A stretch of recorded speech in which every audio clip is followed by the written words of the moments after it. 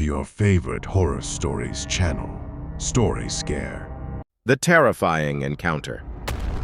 The air in the forest was thick and silent, broken only by the eerie rustle of leaves in the icy breeze. The sun was setting, painting the sky with hues of orange and purple, and a sense of unease washed over me. I was there with a group of friends, all curious to try to evoke the spirit of Zozo, an evil entity that was said to have been summoned using a Ouija board. We had ventured deep into a secluded part of the forest, far from prying eyes. The darkness of the place was oppressive. The ancient trees, with their gnarled and knotted branches, reached towards the sky like menacing claws. The dense vegetation almost completely blocked out the fading sunlight, and the air was thick with an impalpable fog that made us shiver. We had spread a blanket on the ground. On top, we had placed the Ouija board, a wooden object with the letters of the alphabet, the numbers, and the words yes and no. In the center, a flickering candle dimly illuminated the scene, creating shadows that danced on the walls of the surrounding trees. We had sat around the board, our fingers lightly resting on the planchette, a small wooden triangle that, according to legend, the spirit would use to communicate with us. The silence was oppressive, heavy with tension. We looked at each other with eyes full of fear and excitement, aware that we were about to cross the boundaries of the unknown. The air seemed to vibrate with a dark energy, as if something evil was lurking in the shadows.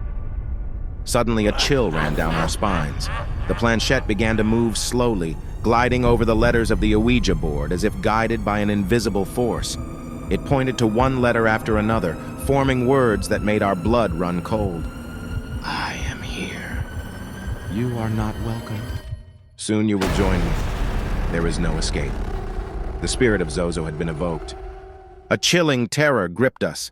The temperature in the forest had dropped suddenly, as if a veil of ice was enveloping us. An icy wind howled through the trees, screaming a song of death.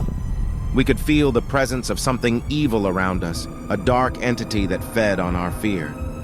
Zozo was there, and it was not friendly at all. Can you feel my cold? In a panic, we broke free from the circle and rushed headlong out of the forest, screaming like lunatics. There is no escape, the demonic voice said. The terrifying sound of the spirit's laughter chased us, echoing through the trees like a harbinger of imminent death. We never looked back, driven by a primal instinct for survival. We ran without stopping, stumbling over roots and branches of the twisted trees, our hearts pounding in our chests. The darkness of the forest surrounded us, swallowing us like a hungry monster. We could feel Zozo's icy breath on our necks, as if it was playing with us, like a cat with a mouse. We managed to escape the forest, but the terror of that night never left us. From that day on, the forest was never the same for me. Every time I go near it, a sense of unease and terror grips me.